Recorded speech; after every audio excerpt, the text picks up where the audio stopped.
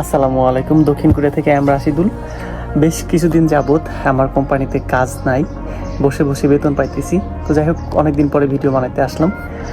দক্ষিণ কোরিয়াতে নতুন যারা আসবেন বা আসছেন তাদের নিয়ে দুইটা কথা বলি, একটু শোনেন।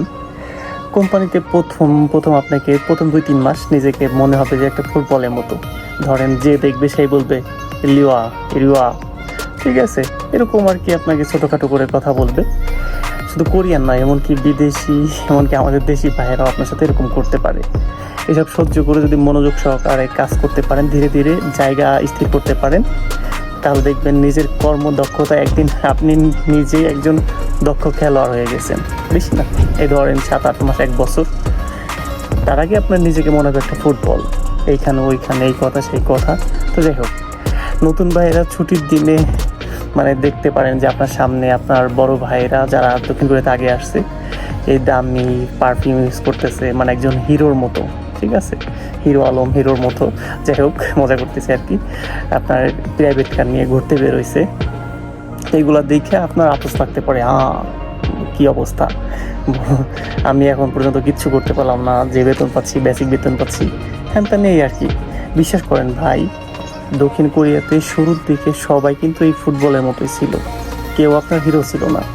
ধীরে ধীরে কাজ করে নিজের দক্ষতা দেখায়া কোরিয়ান বাসে বাসে বড় ভাই ব্রাদার যারা থাকে, দেশি ভাই ব্রাদার, তাদের চোখেও মনে করেন যে একটা নিজের অবস্থান করে নিছে। তারপর নিজেই সে মনে করেন ইচ্ছা মতো কোম্পানিতে চলাফেরা। আমি যেমন আমার কোম্পানিতে ধরেন ইচ্ছা মতো যা খুশি তাই করতে পারি, এই খাইতেছি, এই বসতেছি, ফোন টিপতেছি, ওয়াশরুমে যাচ্ছি, যা মন চায় তাই করতেছি। জাস্ট একটু অবস্থান, একটু সময় লাগে।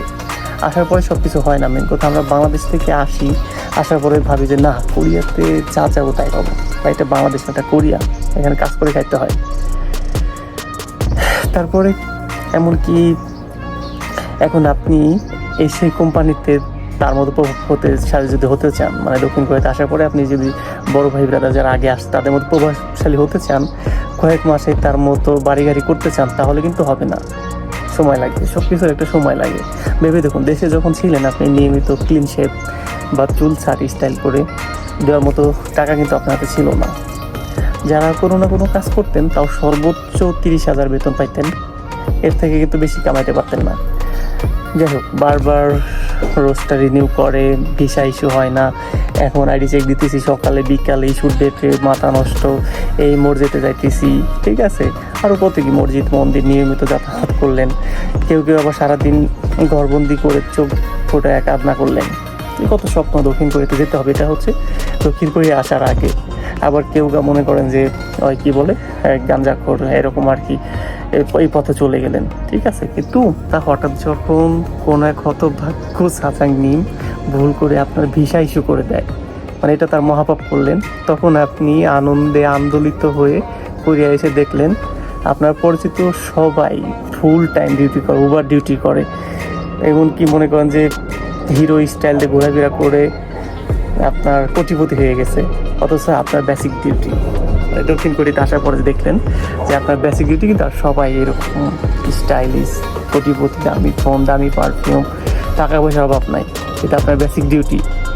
তো এই শুধুমাত্র বেসিক ডিউটি, এই কথাটা চিন্তা করে তারপর আপনার কিছু ভালো না, থাকার জায়গা ভালো না, খাওয়ার জায়গা ভালো না, রান্নার জায়গা ভালো না, কাজের জায়গা ভালো না, কষ্ট, মাজা ব্যথা, হাতু ব্যথা, এসব চিন্তা করে অতঃপর যে হতভাগ্য সাজাগনিম আপনার ভিসা ইস্যু করে মহাপাপ করছিল, তার পাপের চিত্ত করার জন্য আপনি একটা সুযোগ করে দিলেন।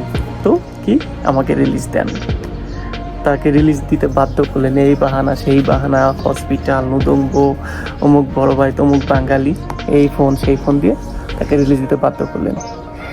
এখনও দেশে যারা ফ্লাইটের জন্য অপেক্ষা করতেছেন, ভুল করে 2-1 সাজাংনিম যাদের ফ্লাইটের ব্যবস্থা করছেন, কোরিয়া এসে 2 দিন, 7 দিন, 15 দিনের বেশি সাজাংয়ের যে পাপের প্রায়শ্চিত্ত করতে হবে সেই সময়টাই দিতে চাইতেছেন।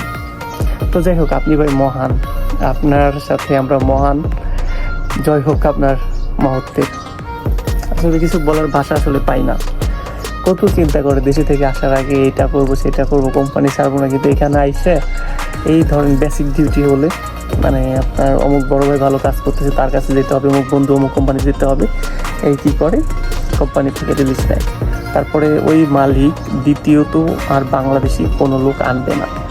আমি আমার এই পাশে একটা কাছের কোম্পানি আছে, সেখানে 3 জন বাঙালিয়ান ছিল আমাদের কোম্পানি দেখা।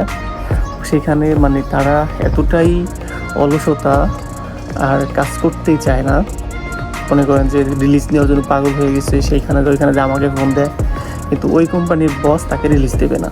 সেদিন আমি গেছিলাম ওই কোম্পানিতে, আমার যাইতে হয় মাঝে মাঝে আমার কোম্পানিতে ওই কোম্পানিতে। তো তার সাথে কথা বললাম যে আমার এক বন্ধু আছে, নেবেন নাকি আপনার কোম্পানিতে রিলিজে? তো বলে কি যে তোদের বাংলাদেশি লোক আমি আর কখনো আনবো না। কেন? যে এই অবস্থা, একজনের পা কেটে গেছে, একজনের হাত কেটে গেছে, মুখের এখানে কেটে গেছে, কাজ তো অনেক ধার, অনেক রিক্সি। করে তো সব কাজে রিক্সি, আপনাকে অবশ্যই সাবধানতা করতে হবে, সাথে সব কিছু করতে হবে। তো যাই হোক, সে আর বাংলাদেশি কখনো নেবে না। তো এইভাবে আর কি বাংলাদেশের জায়গা নষ্ট হচ্ছে। এই শুধু কোরিয়া না, সারা বিশ্বে এই একই অবস্থা। বাঙালিদের মাথায় বুদ্ধি বেশি, মনে করা হচ্ছে অকামে সেরা, যার জন্য এরকম দেশ, প্রত্যেকটা দেশে আস্তে আস্তে আস্তে আস্তে বাংলাদেশের কী দশা হবে জানি না। যাই হোক, সবার জন্য শুভকামনা, দোয়া করবেন আর ভালো থাকবেন। আল্লাহ হাফিজ।